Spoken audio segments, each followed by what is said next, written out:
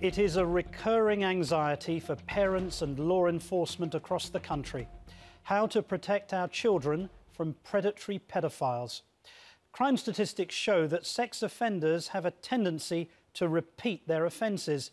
And tonight we focus on the story of one such disturbing individual.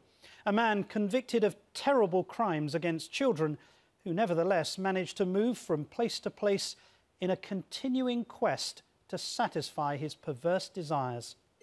Dan Harris reports as Nightline investigates the path of a pedophile. This is not an innocent game of badminton. Michael Dodd doesn't know it, but he's being recorded as he cavorts with a 14-year-old girl. Do you love me? This guy has got a real problem. This girl's 10. He was a very dangerous man. He had called a little girl over? Yep, she was walking down the street and he called her into the yard. I can get the whole thing in my mouth and I love it. Hi, I'm JC. At a time when the headlines are dominated by law enforcement failures involving convicted sex offenders who are supposed to be under tight supervision. I was hoping you might have some information. My daughter was just kidnapped. Top of the hill was a great ford. People like Philip Garrido, accused of holding young J.C. Dugard captive in his backyard for 18 years. Judge on the 1:30 calendar. And John Gardner, accused of raping and killing the jogger Chelsea King. The Michael Dodd case provides a blow-by-blow example of how easy it is for a convicted child sex offender to simply slip through the cracks. We decided to trace Dodd's path from the suburbs of Orlando to upstate New York to Cambodia, perhaps the world's capital of pedophilia, to find out why no one stopped him. This story started in 2001 on the American island of Saipan. It was obvious right from the get-go, a very, very serious case. Kevin Lynch prosecuted Dodd for abusing students at this elementary school. Right, he was a reading evaluator and basically took advantage of an opportunity. They would be alone together in a classroom and the child would be reading, and that's the time when he molested them. In total, 18 children, all first and third graders, came forward. In this eerie handwritten confession we obtained, Dodd tried to explain his abuse, blaming it on everything from a lack of affordable shopping centers and restaurants to the incompetence of the local cable television company. Dodd pled guilty to molesting 5 children and got a 10-year sentence. Sexual conduct. But after less than 5 years behind bars, he made his third appearance before the parole board, and they voted to let him go. Did you vote for him to be released on parole? Yes. Yeah. So you must have thought that he would be safe in the community, right? Yes. Even despite his record? See, the problem, I cannot read the individual's mind. Thus began Michael Dodd's dangerous journey. Given what happened next, do you feel like you got played? Definitely. I think we got played. Even though the parole board had imposed tough conditions, including a 6 p.m. to 6 a.m. curfew and a rule against him being alone with children, the parole chief made a stunning decision. He allowed Dodd to move to the state of Florida, where none of those conditions would apply. And so, 6 weeks out of prison for sexually abusing children, Michael Dodd moved into this house in suburban Orlando. Right across the street, a house filled with kids, the grandchildren of this woman, Jennifer Roberts. So he had called a little girl over? Yep, she was walking down the street and he called her into the yard. She tells a story that indicates that Dodd was trying yet again, despite his recent conviction, to befriend young children. My husband saw him out there talking to our neighbor's little girl, and he had a little puppy with him. And so when my husband came back, he said, we better call the police. The police did come and speak to Dodd, but they did not do anything to put him under parole supervision. It seems like in this case, the system completely failed. Yep. And potentially put your children in danger. Yep, I agree. Sergeant Glenn Hall, who runs the local sex offender registry, insists he had no legal authority to place Dodd under parole supervision.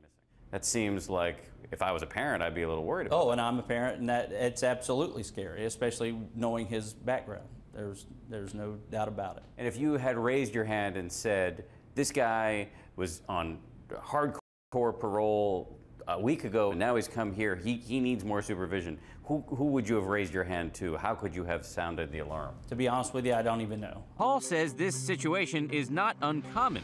In fact, of the more than 700,000 sex offenders in America right now, 100,000 of them are missing. So all over the country, there may be people like Michael Dodd who should have more supervision but just can't. It's very possible, unfortunately. That's not satisfying or reassuring if you're a parent. No, absolutely not. I don't know if you wanted to get any... Dodd's case was about to get worse. About a year after getting out of prison, he decided to move to Syracuse, New York, where he apparently continued to display a worrisome interest in young children. Judy Klenchik was his case manager at this homeless shelter. But then he told me one day while he was here, there was a child out on the corner, a young child out here, that he told me he wanted to approach. Wait a minute, he came to you one day and said there was a child here? Yeah, Michael told me he saw the child on Gifford Street, and he was concerned about that child and wanted to approach him. She got truly alarmed when, in December of 2007, Dodd bought a plane ticket to Cambodia. I notified parole. I said, this is when he's leaving. We really need to do something. He's saying he's going to Cambodia to work with students. When you called parole, did they act? I don't know what they did after I notified them. I did everything that I could do at that time to get the ball rolling. I was praying that that plane wasn't going to leave for Cambodia. But it did. It did. And this is Michael Dodd, completely free from any law enforcement supervision, seemingly pressuring a 14-year-old girl to be more physically affectionate with him. When I kiss her, I feel like I'm kissing a statue because there's no response. Just like a limp. And even complaining to a friend about it. She said Nang's young, she's not like an older person. And so... But she sees on TV and she sees on movies how girls react when a man kisses them. Dodd had prepared detailed notes for this confrontation with the girl and her mother. Okay. I'm working on emotion and you work on logic. Dodd didn't know it, but the man he thought was his friend and translator was actually an undercover agent from a local anti-child sex trafficking group, which provided us with these videotapes. As the group shows us, Cambodia has become a magnet for pedophiles. So show me where the camera is. This is the camera. Yeah. Local investigators took us into the seedy world where you can get anything you want for a price. How old is this girl? 14 years old. She's 14? It's really easy to do this. Yes. A world in which Dodd seems to have completely and comfortably immersed himself. And he said they get a lot of customers who are looking for small girls. And then they took me through the schoolyard, around to the back, and that's where the place was. And these 4 girls came over. In October of 2008, 10 months after he arrived and more than 2 years after he got out of prison, Cambodian police, working with the FBI, swooped in and arrested Dodd. Sir, are the charges against you true? Excuse me, sir. Sir. Months later, Dodd stood trial. Did you abuse those kids? And as he left court, we confronted him. So the allegation against you is that you essentially took advantage of a vulnerable family, paying them off to have access to their very young daughter. Yeah, that's what they're accusing me of, sure. And you're saying there's nothing to it? No, because there's love. I loved her, crazy about her. How can you be in love with her? You're roughly 60 years old. She doesn't speak your language. She's very young.